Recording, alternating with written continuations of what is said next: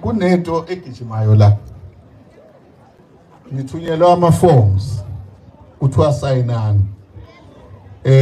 U-IEC ufuna lama forms kabi. Ufuna i-signature yakho, ufuna i-ID yakho, yonke lento. Ningawasayini.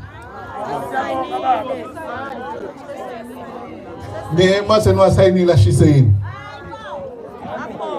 Akusiwona ama-forms awa-IEC abhekene nani. Lawo ma-forms abekhishelwe abantu abawu-independent abanganayo i-political party abayefuna ukuya eParliament. Sizwana. So anisayini nina nomkhonto wesizwe nina. You accepted. Inendawo yini. You don't need that. So i-ANC ithathe lama forms yasebenzisa opportunity. Inikeza wona ukuthi niwasayine bese bayawathatha bovota ngawo bowafaka ku-ballot box. Ubugebengu ke abhizi ngabo ukukhongolosela njengamanje. So ibani very vigilant. Izinto enjengalezi nizibuze. Ningavani ufake i-signature yakho.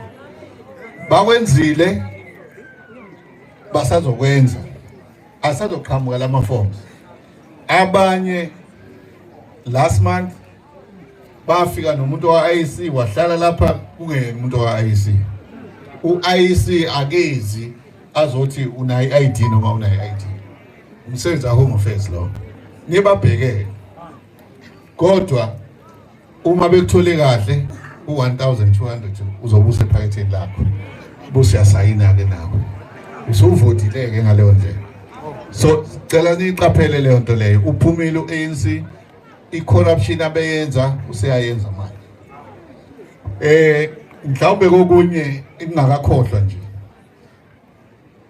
Abantu asibaphushe ukuthi ba-register to vote.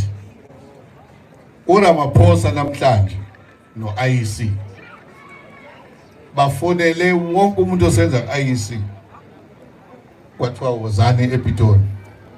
Bahlezi njengamanje bayaxoxa ukuthi umkhonto wesizwe sowumisa kanjani ukuze ungasithatheli ivoti lethu.